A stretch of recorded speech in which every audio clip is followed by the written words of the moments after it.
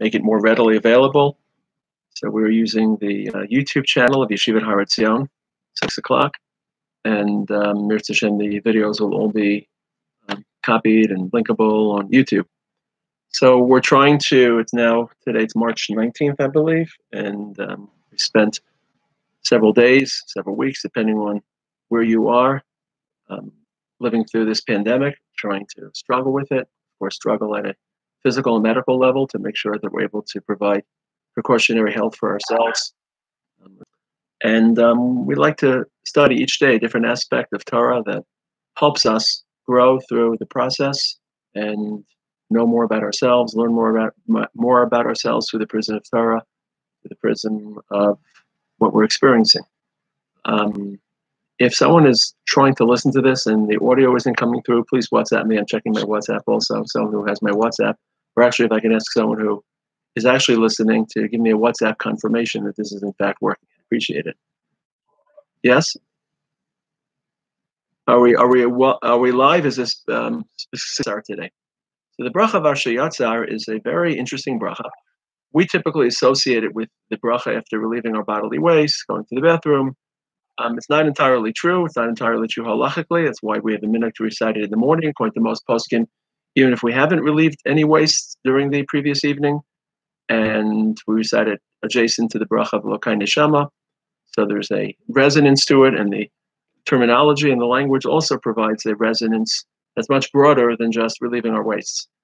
And I'd like to highlight some of the phrases of Yatzar and how the Rishonim interpreted those phrases and how we can think about this experience a little differently. And of course, a good suggestion would be, however you understand the bracha, this is a great opportunity to say the bracha of Yatzar with I can't imagine a time in human history or our own human experience in which that bracha is more necessary. So I'm going to skip to the end of the bracha, and we'll make our way back towards some of the other elements of the bracha. The end of the bracha, I just getting a lot of WhatsApps and making sure that the connection isn't as good as Zoom. Okay, so seeing that it's good, but we'll try to see that most people are having a pretty decent time with it, but we'll see if we should keep on this medium depending on how the feedback that we receive. So far, people seem to feel that the transmission is fine. So the conclusion of the bracha includes a very, very strange phrase. It's the phrase "Asher rofechal basar umafli," that we relieve our waste, but there's something mafli lasses. So what aspect of how we were created? Because even if the bracha focuses on relieving our waste, what's so spectacular? What's so breathtaking? And maybe we'll be a little bit more breathtaking under the current crisis because we took it for granted. So the Avudraham, who was David Avudraham, a 14th century Spaniard, so he lived through the Black Plague. So the Avudraham felt that mafli comes from the term divided. Lahaflot means to separate. So when a person makes a neder, that belongs generally to the halachic area called a hafla, which you take certain things that are now asar, the other items which haven't been targeted by the neder are now mutter. So hafla creates divisions. So HaKadosh Baruch Hu creates divisions in our world. The viruses that we're suffering from right now are one of, on Google, put the word 10 and maybe 40 zeros afterwards, 25, 30 zeros. So these are not numbers that we're accustomed to dealing with. And if you include bacteria and other microbes, and then every once in a while, we're reminded about how delicate. So this is not something that's been introduced into our world, although it's a morphed and mutated virus, but there are always mutated viruses, and very few of them cause pandemics. They happen once every 100 years or so, and we don't know why Kadosh Baruch Hu allows them to happen. But they happen, and they represent the withdrawal of the balancing that HaKadosh Baruch Hu creates. It's so mafli lasos, it's so wondrous, it's so incredible that we allude to it. We allude to it in our brachos, so mafli lasos. Okay, if I can ask everyone to stop WhatsApping me, I'll get some feedback after tonight, and then we'll decide about how to proceed. If Zoom is better, then maybe we'll proceed on Zoom. In any event, so according to the Avudraham, the bracha of mafli lasos, the Vilna Gaon had a very different view of mafli lasos.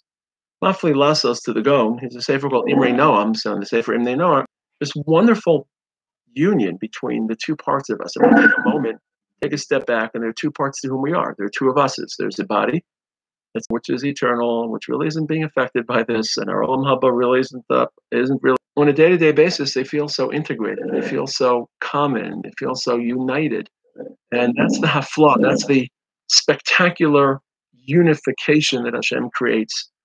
That we can have two different items that are so different, two different in the heavens, and one is from the earth, and one is similar to a beast, and one is similar to an angel, and they can cohere and interact in a way that's barely discernible, or their differences are barely discernible. And even though they're separate, and we know they're separate, and we can identify their separate natures, of course, they are so deeply integrated that one affects the other. And undoubtedly, our spirituality and our neshama is being heavily weighed upon and is being pressured and is from this process, and realize that it isn't affected or vulnerable. On the other hand, is we don't want to escape the process, and our neshama and our guf are together, negotiating this process, negotiating these very, very difficult weeks. So according to the Avudram, when we conclude the bracha Mafli Lasos, think about the balance that Hashem normally keeps division, and the Kadosh Baruch Hu normally keeps areas in our stomach are not harmful, and whatever microbes are in the pond, they stay in the pond, they don't affect. And every once in a while, this division of Mafli Lasos collapses. For whatever reason, Hashem allows this division to collapse. Then there's a pin, holding everything at bay.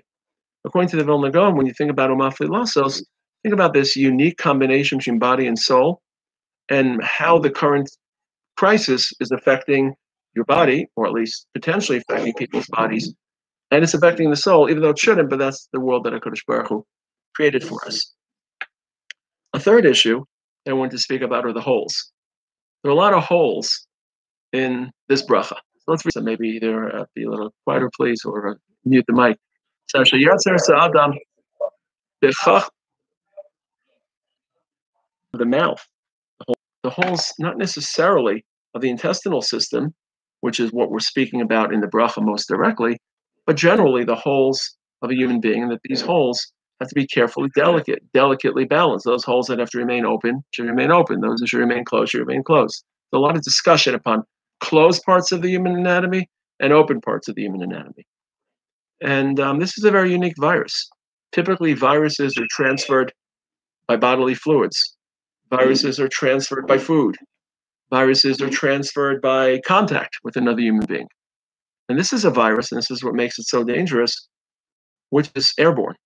And not only airborne, it can also remain on the surface, but that's why we have to keep our distance, primarily social distancing as it's called, from others, because those within a 6-foot radius can potentially receive just when we breathe, even if we don't sneeze or cough, just by our breathing. And in the Chassidus, breathing is taken very seriously. Man de nafach mi delay nafach, and HaKadosh Baruch Hu imparted some of himself to us. And we're happy that we breathe, and not just because we acquire oxygen, but breathing symbolizes the fact that we interact with our world, that we process the world, that we control the world, that our breathing is it's our life, and it's our interaction with others. And now we realize that itself, it's a very personal disease, because it's not our bodily secretions, and it's not food, it's just who we are as people. We literally are being herded into small corners because our identity is contagious. And I hear myself background. So okay, so this is actually a very, very challenging gig with myself in the background. So I think what's going to happen is, if everyone's all right, if you can hear me, because I hear myself, there's a lot of bad echo. We're going to stop the share, and we're going to pick it up on the Zoom. Okay, so I'm going to stop the share now because there seems to be some dysfunction. But if everyone can join me on the Zoom link, I'll put the link on the WhatsApp chat as well as on my Facebook. It's now 5:43.